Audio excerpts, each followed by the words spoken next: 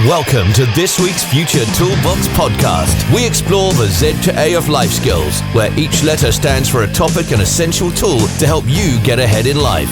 Meet Jules and Mark, creators of the multi-award-winning Future Toolbox, and enjoy their straightforward approach to creating growth mindsets that help people turn their dreams into realities. Whether you're a teen in education, a parent, a teacher, or part of a community group, start creating positive habits from today. Hello and welcome to this week's Z to A of Life Skills podcast from the award-winning Future Toolbox. We're Jules and Mark, and this week we're going to be looking at the letter A for affirmations. Hello. Let's get started with a little recap of the January theme and goal setting so far. So the first week we had Eyes for Intentions. We did, because most people set New Year's resolutions, but we find intentions are more powerful. So we shared with you what our intentions were going to be for this year, didn't we? Yes, that's right. My word for the year was consistent. So I've been consistently practicing my Spanish still, which I've mentioned on quite a few of the podcasts. I also came up with one last week when I picked up a little bit of a knee injury whilst running, and it's nothing major, but I realised that I'm just not great at stretching. I don't have the discipline to stretch after running. So I said my intention is to do more stretching. Yeah. And I've been doing that every day. Consistently stretch. For 3 days since I've said it. But it's a start. It's small steps, as we said. One of the things I wanted to do was be more persistent. So make sure that I'm more focused through the day and try and stop things like procrastination getting in the way. And I think since we've sort of set those intentions, it seems to be working, doesn't it? It absolutely is. You've definitely been more persistent. So I'm going to big you up here without you expecting this, but you passed a qualification this week, didn't you? I did, yes. And that was due to your persistency with studying.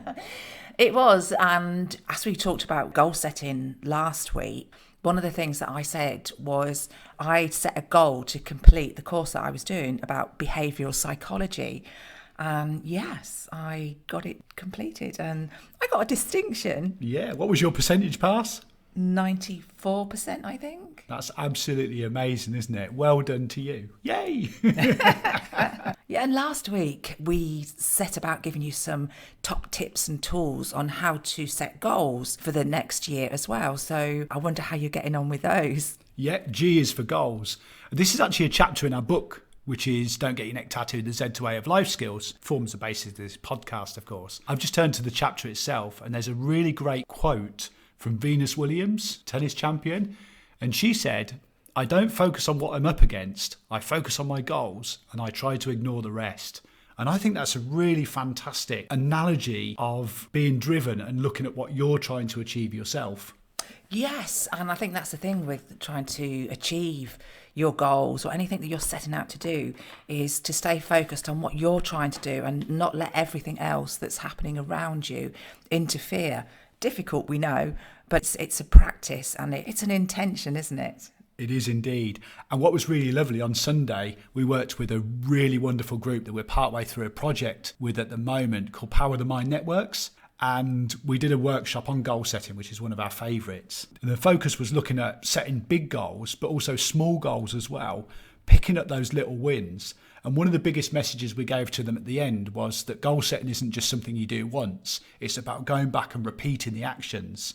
So why not go back and listen to last week's podcast? Yeah, if you've not listened to it, go and listen to it. But equally, we're very grateful because we've had some people sign up to our Magic Steps to Goal Setting online course that we've released as well. Yeah, that's fabulous. So thank you. Yeah. So if you've listened to the podcast and you want some more great tools and tips and hints on how to set and achieve those goals, head along to our website and sign up to the online program. That leads us nicely to this week's topic, which, as mentioned, is A for affirmations.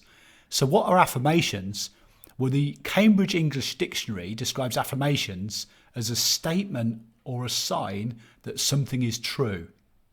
And that's an absolutely fantastic definition. But when I was doing some research recently, I found another definition. And for me personally, this sums it up perfectly what an affirmation is. It's your daily declaration of self-worth. Oh, I really like that. That's fantastic, isn't it? Your daily declaration of self-worth. Fabulous. Really, really powerful, that. Now, using affirmations can really help to transform the way that you think. It can help you massively with the goals that you've set, so you can align your affirmations to that goal. It can help to increase your confidence, and it can also help you make a positive change in your life. Another great thing about affirmations is very often we're not feeling our best, and at the moment it's the beginning of the year, it's cold, it's damp. Today is very, very windy. It can help boost your confidence. And if you're feeling stressed as well, or if you've got high demands from work or school, or going through setbacks, affirmations, like it said, are declarations of your self-worth. So very powerful. Yeah, and many people believe that affirmations are only used positively. Some people think they're a bit stupid and even pointless. But what many people don't realise is affirmations could be either positive or negative. And I know that we talked with Lex a few weeks ago in the first podcast of the year about the language that we put into our minds all the time and the self-talk. And these effectively are affirmations. So we're using them all the time without realising. That's absolutely right. And the problem with your negative thoughts that you're having is that they can become what we call self-fulfilling prophecies, meaning because you're saying that all the time, you're actually almost willing it to happen. So yeah, the more times that you hear these negative statements, the more that you'll start to believe they're true. And whether it's you saying it to yourself or maybe somebody else tells you these negative phrases, you're using them as affirmations. And it might not sound good news, but the great news that we can tell you today, it will work with positive statements too. So the more times that you say something positive to yourself, the more chance that you've got of it actually happening. Turning back to the negatives again, I guess it's a little bit like a child being told they can't do something or being told no all the time. Now, I remember when I was a kid growing up, we used to go out for a meal every week at this really, really nice restaurant in Northampton. And there was a little dish of seafood there. And I used to look at it and go, oh, what's that? What's that? And my mum, bless her, used to say, oh, you won't like that. It's cockles and mussels and all sorts of stuff like that. And one week I tried it and I remember sitting down and absolutely loving it. And this is not to prove my mum wrong, of course. But it was really, really strange that sometimes in that situation, I actually end up enjoying it. But we tell ourselves, or we're told that we won't like something. We're told that we're useless. We're told that we're not good enough, or we're told that we're clumsy, or you can't do something. And these statements have such a negative effect on both the conscious and the unconscious mind. That's true. And once you start to believe this, then your behaviour will actually match your thoughts and your beliefs. So what we're saying to you, it's very important that our affirmations to be positive ones. So think of what we call the 3 Ps. If you're going to create an affirmation, make sure that it's positive, that it's present, so it's now, it's not from something in the past, and make sure that they're personal. It's personal to you. We said about that earlier, didn't we, about when you set your goals, about making sure that you stay on track and just focus on what you want and try not to let what's going on around you affect it. So yeah, remember the 3 Ps. Keep your affirmations positive, present, and personal. So that leads me to some affirmations. What's your favourite, most famous affirmation in the world? My favourite one is by a gentleman called Henry Ford. And we use this a lot in schools and communities, our sessions that we do. And the quote is, whether you think you can or you think you can't, you're right. And a lot of people look at me afterwards and go, what? They don't quite understand it, do they? But it's so, so true. If your mindset is saying to you and your affirmations are saying, I can do this, then you're right, because you can do it. But if the thoughts and the words that you're using are, I can't do this, then you're right again, because you're telling yourself that you can't. Yeah, and the chances are you probably won't, will you? I like that one. If you think you can or if you think you can't, you're right. Henry Ford. Now, one of my favourites, and it's actually in the Z2A book, Don't Get Your Neck Tattooed, we have a chapter which is ironically called I is for I am the greatest. Who said that one? Oh, Mr. Muhammad Ali. Yeah. Now, Muhammad Ali would repeat that affirmation over and over again. He would say, I am the greatest. So it is positive. It's also in the present because he was always saying, I'm the greatest, even before he'd won world championships. And it was obviously personal because it starts with the word I. But he would appear on TV and say, I'm the greatest. He'd be in newspaper interviews, pre-fight press conferences, and even in the ring, he would face his opponent, stare him off and go, I am the greatest. Can you imagine being faced with that? That will knock your confidence, won't it, before he's even punched you? I wouldn't want to be hit by Muhammad Ali. But the whole point there is it's positive. So he never said things like, do you know what, one day I might be okay. I might win something if I'm good enough, but maybe I'm not because somebody told me I wasn't. Yeah, that's a brilliant example of using affirmations to achieve the goal that he wanted. But there's many people that we know that have used affirmations to enable them to achieve their goals. For example, you've got the actor Jim Carrey and Will Smith. They use them all the time. And singer Lady Gaga, she's famous for using them. It's always good to hear examples of how affirmations has helped celebrities create their success. But what about us, the average, everyday person? How can we use positive affirmations? And more importantly, where can we use them? Well, I guess if you're an adult, a parent, or somebody at work running your own business, then perhaps you could use them to raise your confidence before, say, doing a presentation or going into an important meeting or even a job interview. Yeah, what about exams? Yeah, if you're a young person as well, that would fit really, really well, wouldn't it? Yeah, you could use it to help raise your confidence and just feel better about going into that exam. And even things like first thing in the morning, just boosting your confidence and self-esteem. So you said earlier, it's pretty grey, miserable and wet in January. So getting up in the morning and making yourself feel really, really great. This will improve your productivity, or even it could help you overcome a bad habit. Yeah, it can. And something else that is brilliant about affirmations, it can help you to control some of the negative feelings that you have, such as if you're frustrated because you're not getting to where you want to be as quick as you want to be, or if you feel a bit angry or impatient. Affirmations can help with those feelings. Now, the big question next is, what affirmations could people use?